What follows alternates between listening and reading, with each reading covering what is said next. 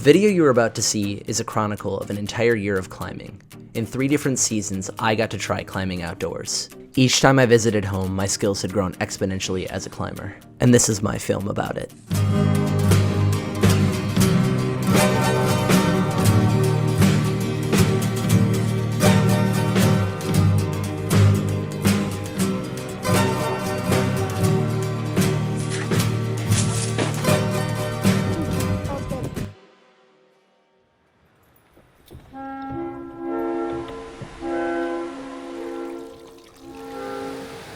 Today we're sitting here in Taylors Falls, Wisconsin, and behind us is the Minnesota side.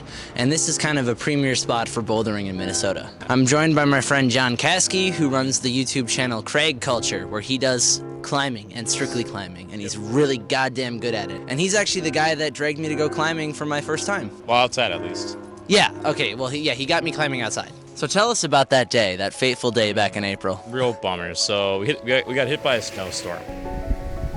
I like how I was supposed to have a nice spring climbing session, and God responds by having a biblical snowstorm. Jesus Christ. Yeah, we physically couldn't get out of the driveway. You're kidding. And I'm stuck. And even if we did, the street hadn't been plowed yet. Dude, look at this. This was one night. This was one night. Yeah, it's Minnesota. April Fools, I guess. Me, holy oh shit! So the plan was to drive here, brush off the top of all the rocks, and come back the next day after the wet stuff had melted or dried, and then climbed. Yeah, we spent the entire first day that we were supposed to be climbing brushing snow off of rocks. Got lots of good shots of brushing snow off rocks, but no shots of actually climbing.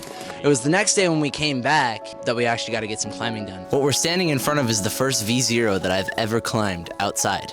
John dragged me on this one, and I always wondered why you did that to me. It's a rock. You can climb it. You really do have a way with words. I think the most harsh lesson that I learned, and John kind of explained to me, is that when it comes to outdoor climbing, there's really no such thing as footholds. And I learned that lesson with this one right here. And I slipped out of that so many times. Eventually, after falling off a good few times and kind of wimping out at the actual overhang part, I got to the top. And I remember my first time ever climbing and like sending an outdoor problem was probably like the coolest feeling ever, because basically this will be here for way longer than I'm gonna be alive, and I get to say that I sent it. All right, this here is Boneyard slab. It's called that because this is the Boneyard. You kind of walk up this little ladder here. Good footholds at the start. Yeah, you go that way. You got this nice little foot chip here. And if your foot pings off of it, you die, you lose, game over. This doesn't count. So you don't want to do that. And then you got this bomber foothold right here. Just beautiful to go up to a crimp, and then then you got a jug, and then it's game over. You're good to go. And it took me pretty much the entire morning to send this one, because I continuously kept slipping out of this spike and hitting this and having to restart.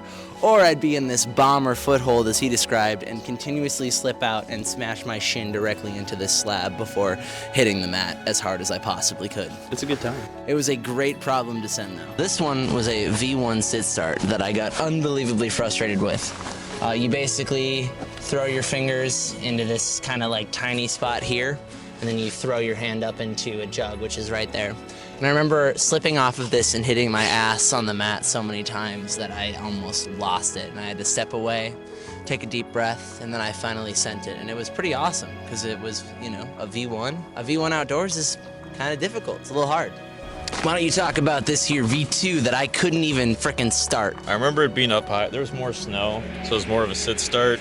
It seems like it'd be a weird sit start now. Body tension, sit start stuff. And you'd basically climb your way around to get to the top. Now, the super fun thing about this one is actually that when we did it, there was about, 3 feet of snow here that we kept like falling through. And because of that, they had created a wonderful reservoir of water right here. And since there was a non-existent foothold where you started, if you slipped off that foothold, your foot would plunge directly into this pool of water, which would just soak your shoes. It happened to most of the group before we had the sense to like put a rock there. Yeah, but it was honestly the funniest shit ever when I was finally gonna get up on this horrible undercling, and then my foot slipped into the water, and I gave up on this problem entirely. Now, my first day of climbing was absolutely wild. It was cold, wet, I had no idea what was actually going on. I didn't actually know really how to climb outdoors. I had only been climbing for 5 months and my skills were just not there. I think the most I had done in the gym at the time was a V3 and like maybe 2 of them. John was just super stoked to get me outside and I was afraid. And he's like, yeah, go climb that thing. And I'm like, I'm gonna die, man. Like, this is terrifying. Besides the fact that a lot of the ones that we brushed off were still too wet to actually climb, we got some good climbing in that day.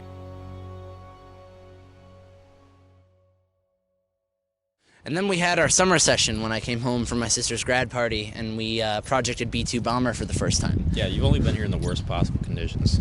Yeah, it was really It's humid either that super day. hot and humid, or it's wet and cold. Yeah. Yet surprisingly, I still like climbing.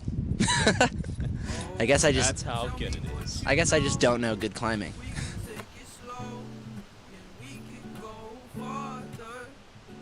We're currently standing in front of a very famous route at Taylors Falls. This is in fact a 4-star line called B2 Bomber, which is really funny because it's actually a V4 and I have never sent it. I spent an afternoon projecting this route with John and Ann around summertime, and it was pretty awesome, mostly because it was extremely hard and I did not have the leg mobility to actually send it. The most interesting thing about this route is you get right below the top and then you have to basically launch for the finish. My first season outside, this was like my project, and then in the spring, I flashed it. Well, season flashed it, so that felt good.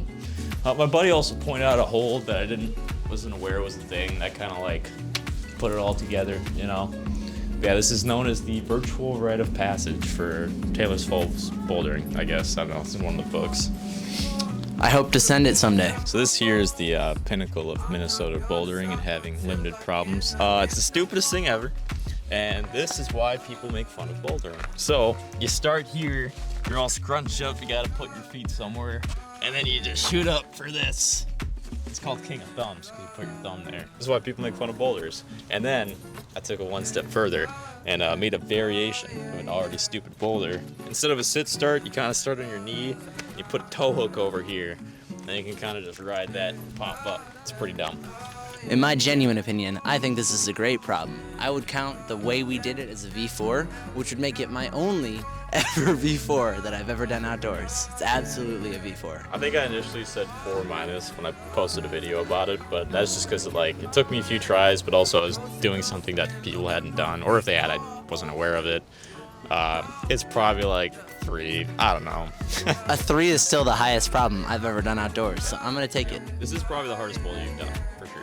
Woo! So right now we're standing underneath a V5 known as Shot Down in Flames, and this one absolutely does not play to my strengths as a climber at all. Start down there, there's something you grab, undercling, that's what it is, and then there's a sloper, and then you kind of like match that, and you go to this undercling thing, your hand looks like that, you get that? You see it? Cool. Just like that. So this is a good example of bouldering grading is subjective, and people have different styles. None of it matters, grading doesn't matter, but that's pretty much to sum that up. I like it though. I think this one is very difficult, and I think it has a lot of different styles of climbing involved in it. And the best part about it is if you fall on this one, you get to have your back folded in half on this nice little rock that's jutting out here, and then also cut your feet on this little tree branch. Yep. And then finally, our summer session. I don't know if there's much to say about our summer session. It was a good day of climbing. Yeah, it was fun. The crag is always fun. Tell me if you know, losing time. Back home, now I'm getting older. If it's what you like, then I'll go. I'm fine.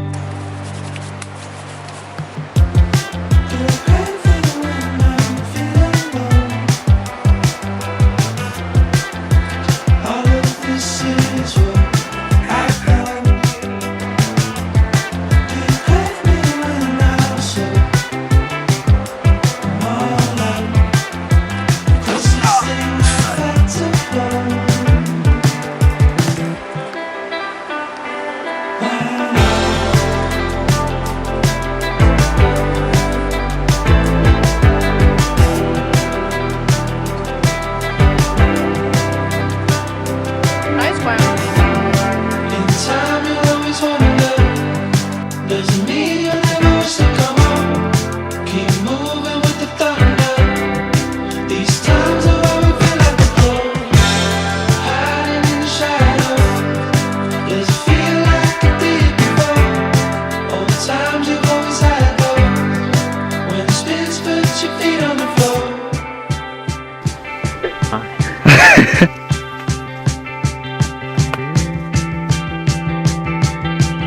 Yeah, that's annoying.